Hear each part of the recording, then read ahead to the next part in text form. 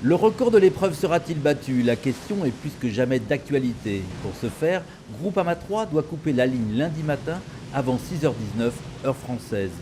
Mission impossible? Certes non, mais attention, la fatigue rôde.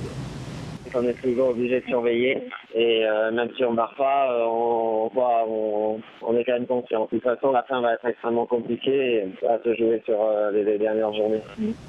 À 16h, en ce 6e jour de course, Groupama 3 n'était plus qu'à 1300 milles de Pointe-à-Pitre. Reste que la météo est bien incertaine, la faute à une dépression tropicale qui traîne dans le nord de l'arc antillais. Suspense, suspense.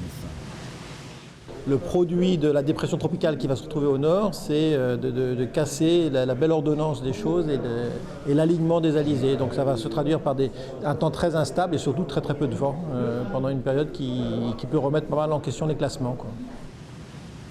Suspense également avec Sodebo. Thomas Coville, depuis 24 heures, a trouvé le bon flux pour appuyer à fond sur le champignon. Son défi, coiffer Franck Camas sur le poteau.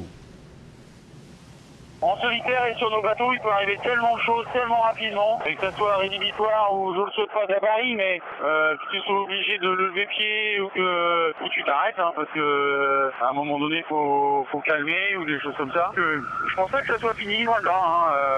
Voilà. Du grand sport sur Sodebo, du grand sport également pour les monocoques IMOCA.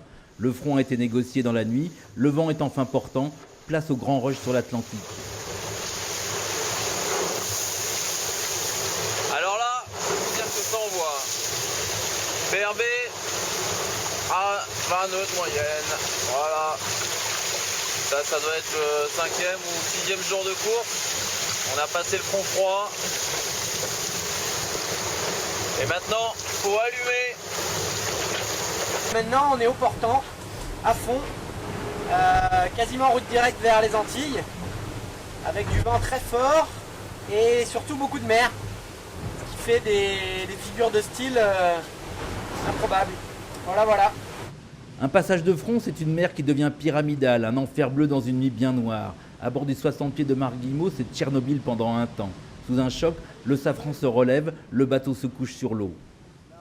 J'ai fait le vrac que j'avais encore jamais fait avec le safran. Dans la bagarre, j'étais appelé un jet de guerre dans la foulée. Ce front méchant mais synonyme de vent portant, la classe 40 le négocie en cette fin d'après-midi. On y verra plus clair en termes de classement demain samedi.